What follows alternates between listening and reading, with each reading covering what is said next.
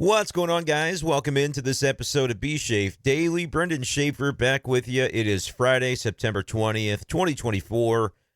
Talking some Cardinals baseball, and today I wanted to focus on a topic that was stirred up a little bit on Twitter by 101 ESPN host Brandon Kiley.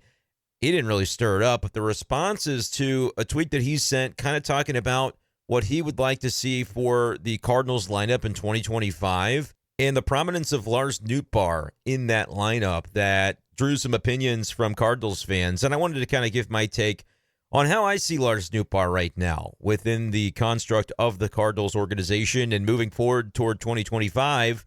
Obviously, I've made the comment a number of times that the Cardinals are going to have to make some decisions about who to throw their weight behind and who to perhaps jettison via trade in the offseason. And Nootbaar's an interesting name because I think there has been points in time over the past couple of seasons where if you say, hey, Lars Nootbaar, what's his future? It would have been pretty universal that folks would say, oh, he's a core franchise player. He's a young guy on the come who is only going to continue to get better, and he's going to be a middle order or top of the order bat for the Cardinals for a very long time. That was sort of, I think, the consensus. There's always going to be detractors, but I think a lot of people understood and felt that Lars Nootbaar was going to be a big part of the Cardinals for a while, and I'm sure that's how the Cardinals have seen him. And this season's been okay for Nootbaar, but we'll talk about some of the issues that he's had. Mainly, it's the injuries that have kind of plagued him for a number of times in recent years. It's never anything devastating with Noot, but it has been that over the past few years we haven't seen him on the field for the quite as much of a season as you want, right? 108 games in 2022, 117 in 2023, and this year 101 games for Nootbaar. So it's just been couple few nagging IL stints here and there that have diminished Lars Nootbaar's ability to contribute. And this year we've seen a decline in his OPS. It's down to 731 as I record this here on Friday morning. Last year he was a 784. Year before that, a 788. So talk about Lars Nootbaar and kind of how we see him. I think it's swung the other way a little bit where the question that was posed is Lars Nootbaar now kind of underrated within the Cardinals fan base because he plays World Baseball Classic. He is on the international stage. He's doing all the endorsements, and he's very front and center. People see a lot of Lars Nootbaar, and then they expect that star turn to happen, and he becomes a perennial all-star. And we haven't really gotten to that point with Nootbaar yet, and maybe we won't. But also, I still think he's a contributor to the Cardinals that because he hasn't turned into the superstar, a lot of people might be kind of out on him, or they get a little fed up with the injuries that might come about, and they'll assign blame to Lars Nootbaar as a result of that and say, well, the Cardinals should trade him. Cardinals should get rid of him. I think it's interesting the way that the sentiment has kind of turned in that opposite direction. So I want to talk about that a little bit today on the show. Appreciate you guys, as always, for listening and liking the streams and the videos and subscribing and commenting and all of that. So I just want to say off the top, thank you guys for supporting the channel this season. Make sure you subscribe too, or following on Spotify, either way, for daily Cardinals coverage that's going to extend into the offseason because there's a lot of change that could be coming to the Cardinals organization. All right, let's talk about what I was referencing from Twitter. BK last night sent this out. He said, I'd like to see the Cardinals roll out a lineup like this for next year. Nootbaar, Donovan, and then in the 3-hole, he's got a free agent or a trade acquisition. Cardinals need a tentpole bat. Cardinals need a mainstay, a middle-of-the-lineup type of guy, and that's where BK would like to see the Cardinals pick one up and have that guy be the third-hole guy in the order. But having Nootbaar Donovan as the 1-2 is already kind of interesting off the top because, well, Mason Wynn's been a pretty good leadoff hitter for the Cardinals this season. But he said Nootbaar Donovan, an acquisition from the outside, Contreras cleanup, Burleson 5, Arenado 6, Jordan Walker, Mason Wynn, and Victor Scott at the 7-8-9. So you've got a lot of youth and excitement there in that 7-8-9. But again, I think Mason Wynn's done a nice enough job to merit continued consideration to be the leadoff man. But I could also see the benefit of Lars Nootbaar, if he's kind of back to what he was the last couple of years.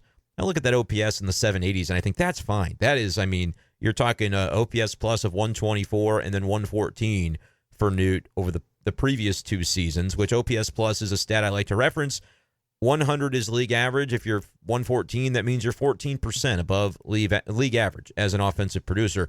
And back in 2022, when the Cardinals were a playoff team, he was a 124 OPS plus. He was darn near 25% better than the league average bat, and that's pretty darn good. Now, granted, that came in a partial season of 2022.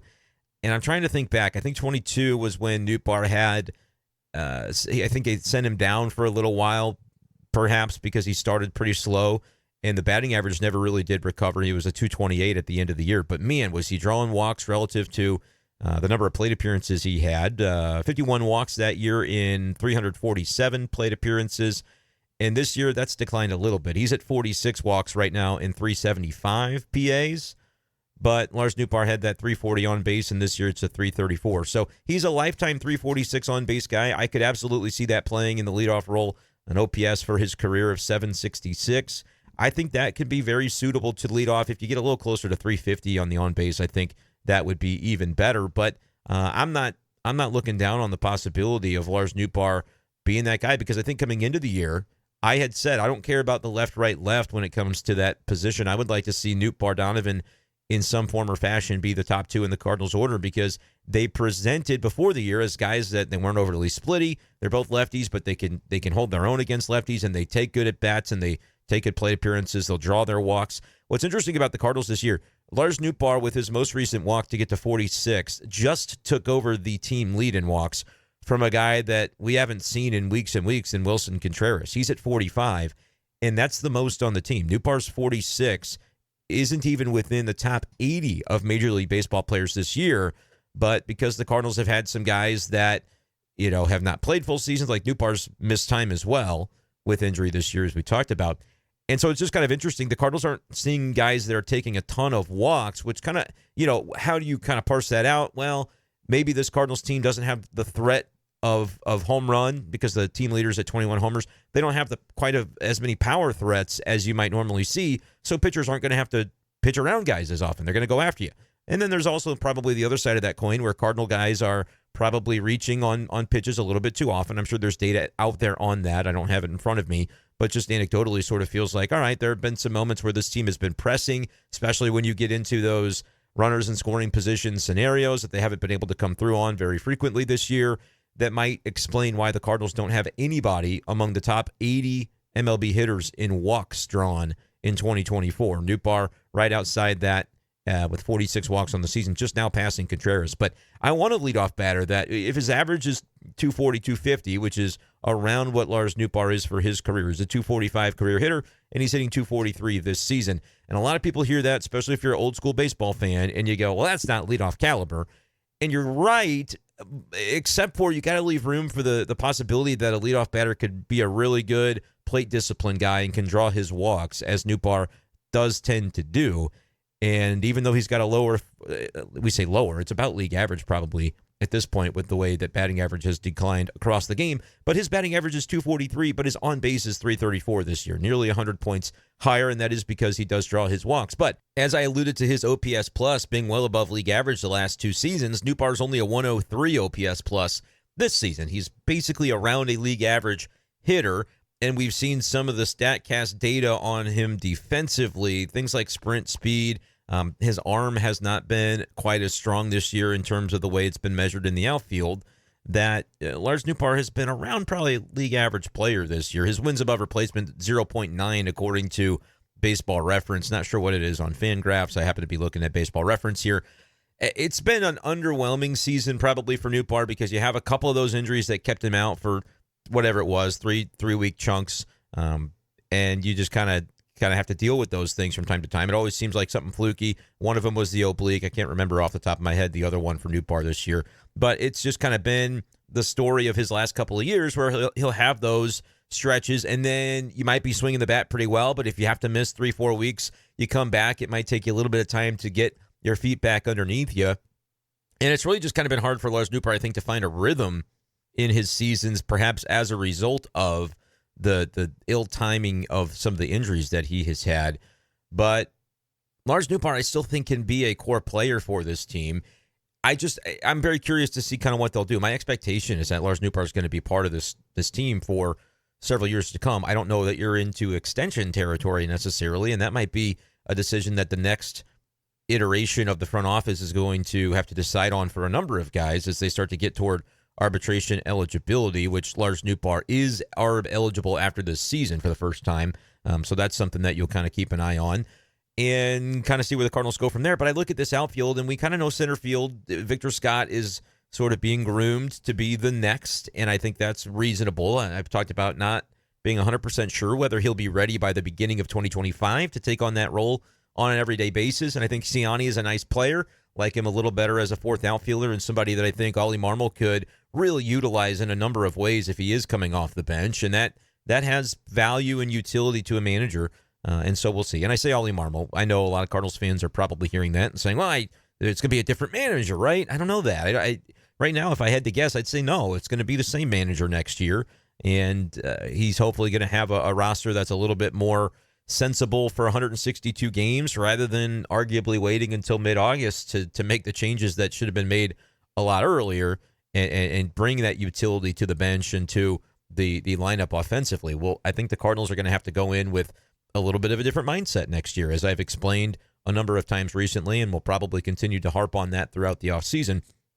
But I think when you look at the outfield matrix, yeah, center field is going to be a spot occupied by someone who's not Lars Nootbaar, because I just don't think defensively he is a good fit there. I've said that all year long. I know some people have wanted to see, when the Cardinals were running out some light-hitting center fielders, wanted to see more offensive thump in the lineup, and maybe Nootbaar would be the answer in center, where you could have some more powerful hitters in the corners, whether it was Burleson in left or the times that Donovan would play left, and then Jordan Walker could play right, and that could all be hunky-dory. I just don't think that that's a great plan long-term or even short-term in terms of the way the Cardinals are going to be able to back up their pitching staff and provide the best quality defense behind them that they can. This is still a pitching staff that is not overly strikeout and swing and miss friendly. We know Sonny Gray with the 200 strikeouts is an exception to that, but a lot of the other guys are going to be a little below average probably when it comes to Ks per nine. And as a result of that, especially with some fly ball pitchers on the staff, you want to be able to put your best foot forward defensively. And maybe that changes a little bit. Maybe in the offseason they say Miles Michaelis is a guy that's heavy pitch to contact, and we just aren't going to justify him in the rotation anymore.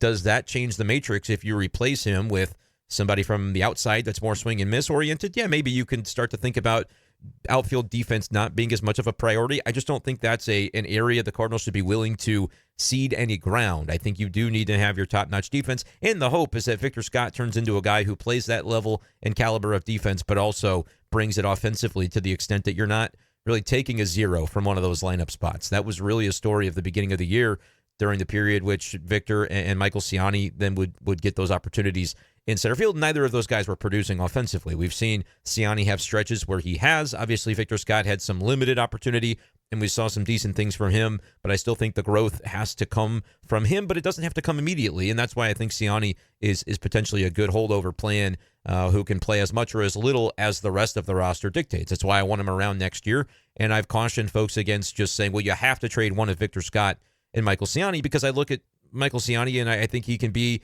a fourth outfielder if you have better options ahead of him, versus Victor Scott. I think his future is as a starting outfielder, but I don't know that he's ready for it yet. When you look at the numbers in the big leagues, as much as we saw growth, I think, from him the second time he was up, they're still below average numbers. And if you look at his totality of his season in AAA, he's got a 600 OPS in the minors. So it's not as though he's been raking in the minors to the extent that you just have to call him up. I understand people are excited about Victor Scott, and I am too. But I think as we look toward 2025, that would be one area that I would say we don't know for sure that he's going to be ready for the everyday role like that. In Mason Wynn's case, when he went from playing in the minors to getting that opportunity last September of 2023 and parlaying that into a really strong spring and then a strong season where he's right now, he's at a 724 OPS. He's declined a little bit. I think part of that is first full big league season. You're playing more games than you do at the minors, and it's kind of that point in September where he's starting to wear down a little bit. Ollie Marmol had said he's dealing with a little bit of elbow tenderness, but he doesn't want to be out of the lineup. He wants to be in there grinding for his team. And as long as they're not going to make any injury worse by continuing to play him, I think that's a reasonable way to go about it, because you can gain Mason Wynn playing a ton down the stretch and then kind of having that be a foundation for him from next year when hopefully those stretch run games actually mean something to the Cardinals. And you've got a guy who's been through the wars a little bit.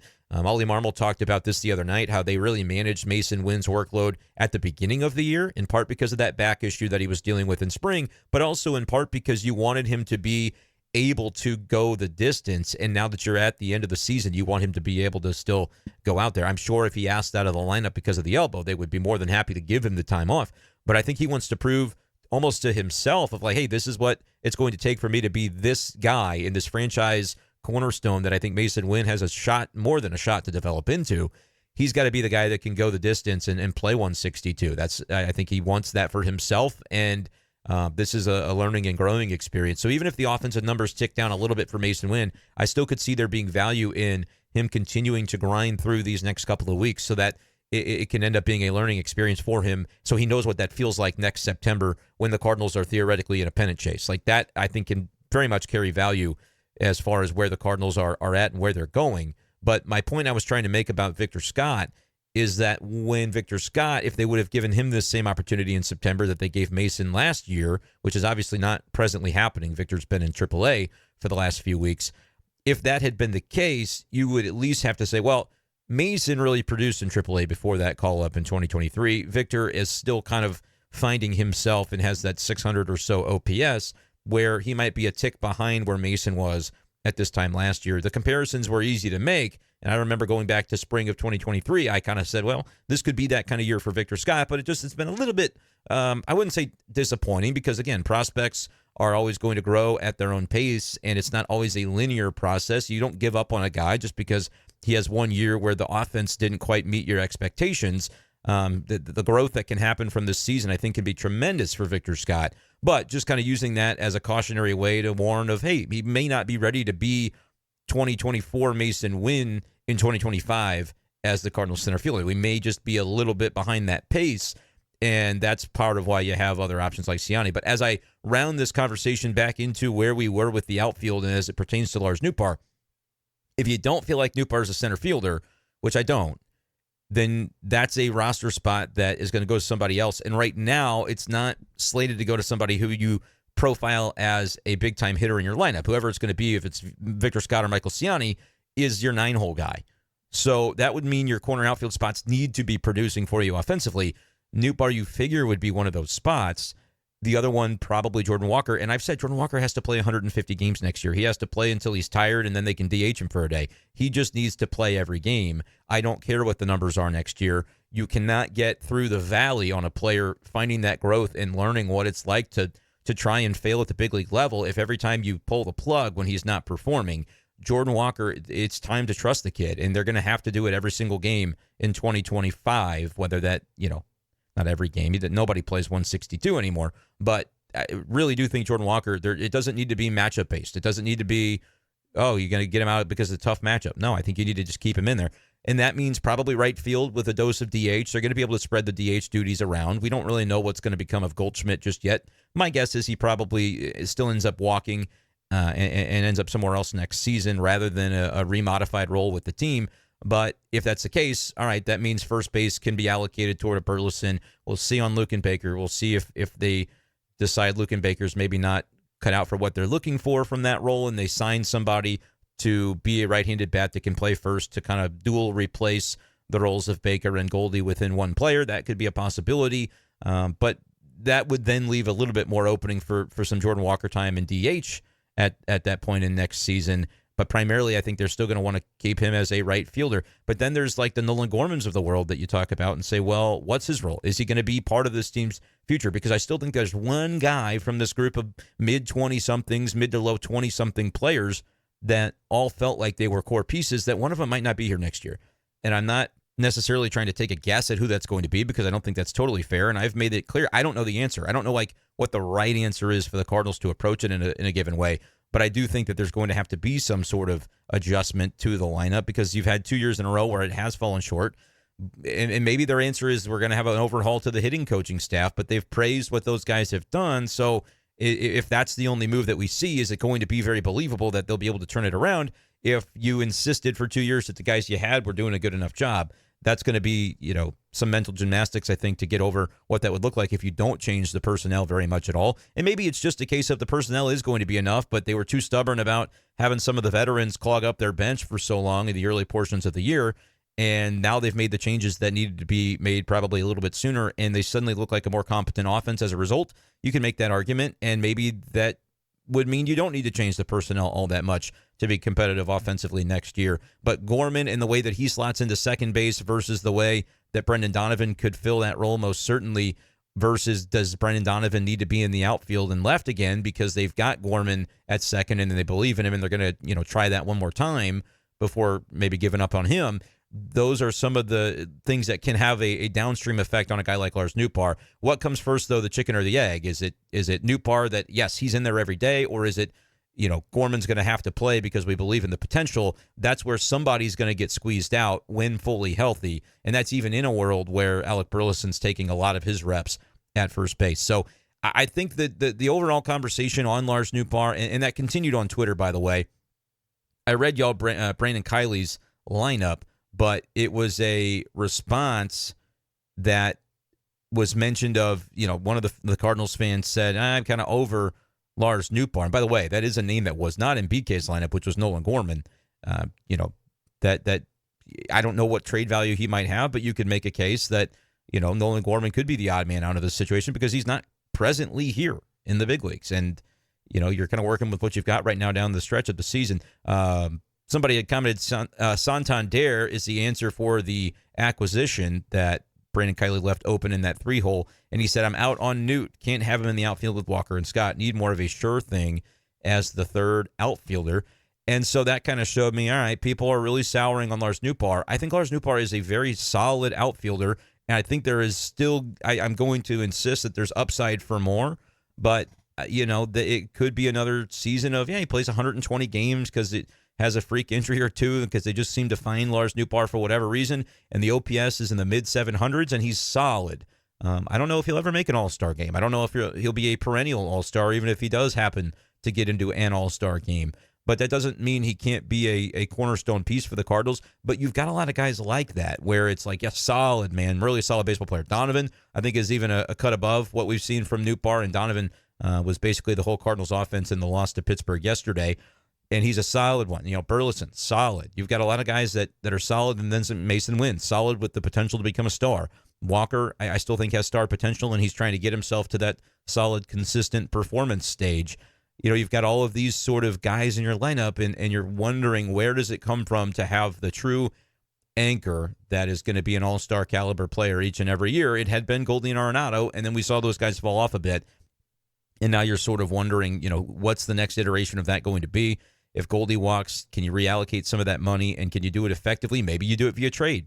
And so it's somebody that you don't have to pay as much, and you can still find the same result and get back to an offense that has enough threat in the middle that these really solid 10%, 15% above average players that are around whoever that guy ends up being can be enough to pace a Cardinals offense that can be really productive in 2025. And look, I think this is going to have to come with maybe somewhat limited resources because I'm not sure the Cardinals are going to go spend big in free agency on anything, whether it's a pitcher or a batter. You do have a significant chunk of money coming off the books, but you also have guys like Sonny Gray who are very backloaded on their contracts. So you're going to see some of that, allocation change a little bit as well. But just kind of looking at the way the Cardinals lineup is finishing up this season, you've got a bunch of solid players. I'll read off their OPSs. Wilson Contreras is 848. Luken Baker is at 765, which, that's a very small sample, but he's acquitting himself, showing that he can take some walks as well. But then after that, Brendan Donovan, 756. Ivan Herrera, 741. Burley, 740. Nootbaar, 731. Mason Wynn, 723. Arenado, 716. Goldie, 715. Now they've suddenly got 9 guys, only 8 if you don't count Luken Baker, which is fine. That's a short sample. 8 guys that are a 700 OPS or above. That's fine. They got to have more guys that are an 800 OPS or above if it's going to work out for next year. Nolan Gorman, if he doesn't see another day in the big leagues, finishes with a 671 OPS this year. And you saw Matt Carpenter, 695. That's a little bit below that 700 line, but somebody that's probably not going to be allocated a spot on the bench again next year. And Jordan Walker down at 595. So you have some of those other guys that are, on the rise. You're hoping to see more from him next year. You're hoping to see more from a Victor Scott next year. By the way, Pages is at 638. He's been outperformed by Ivan Herrera, but behind the plate, the Cardinals really do seem to trust in Pedro Pages. So I just think it's very interesting. We're going to continue to talk about kind of how the Cardinals look to approach it next year. And my stance is that Lars Nootbaar, I think we thought he was going to take that next step. He hasn't, but that doesn't mean he can't still be a solid player. But if you're not relying on him to be your perennial all-star, you do have to focus on finding the core middle order threats that are going to be that 800 plus OPS and it had been guys like Arenado Goldie. Those guys have fallen off. They're low 700 OPSs this year, and that is in addition to like the runners and scoring position issues that the Cardinals have had. That's kind of how you end up where you have been with this offense this year. That's just not quite been productive enough. Let me know your guys' thoughts on Lars Nootbaar and the Cardinals offense as a whole as you start to think about the iterations and the way the puzzles could fit together for 2025. But that'll do it for this edition of B-Schaeff Daily. Thank you guys so much, as always, for listening, for liking, for commenting, for sharing the podcast with your Cardinal fan friends. Thank you all so much, and we'll talk to you next time on B-Schaeff Daily. Peace.